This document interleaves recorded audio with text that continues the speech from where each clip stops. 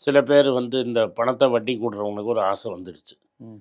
இப்போ ஒரு நாளைக்கு 1,00,000க்கு ரூ. 2,000 வாங்கிக்கிறான். இப்போ உன் தங்கம் மாட்டிக்கிச்சு. வெள்ளை எடுக்கணும். பேங்க் தரமாட்டேங்கிறான். நான் உனக்கு ரூ. 5,00,000 5,50,000 நீ கொண்டு வந்துட்ட. ம். நான் உனக்கு ரூ. 5,00,000 குடுக்குறேன். தங்கத்த நான் எடுத்துட்டு போயிடுவேன். ம். ஒரு நாள் கழிச்சு தங்கத்த கொண்டு வந்து குடுத்துருவேன். நீ என்ன பண்ணணும்னா, 5,10,000 எடுத்து எனக்கு குடுத்துடணும். அப்ப என்னாச்சு? ஒரு நாளைக்கு 1,00,000க்கு ரூ. 2,000 வட்டி. வருஷத்துக்கு 24% வட்டி ஒரு நாளைக்கு கடனுக்கு. ம். அது பார்த்தீங்கன்னா, பல 1000% வட்டி.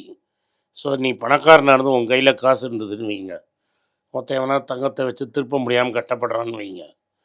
அவன்ட்ட காச குடுத்துட்டு, அவன் உடனே ஒரு நாளைக்கு விட்டு வச்சுட்டு, உங்களுக்கு ஒரு ரூ. 10,000 குடுப்பான் ரூ. 5,00,000 அதையும் வாங்கிட்டு, நீங்க திரும்பி கொண்டு போய் தங்கத்த வச்சேன்னா, 1.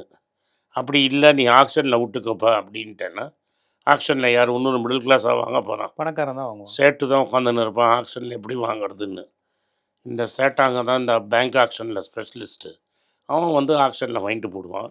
ம். உங்க பணம் சேட்டுக்கு போயிடும். ஸோ நிர்மலா சீதாராமனுடைய நடவடிக்கைகள் எல்லாம் மார்வாடிகளுக்கும், வட இந்தியர்கள் நான் இவங்க கூட சொல்லப்பா, வருது. இது ரிசர்வ் பேங்க் சொன்னது. நீ எதுக்கு தங்கம் வச்சிருக்கிற?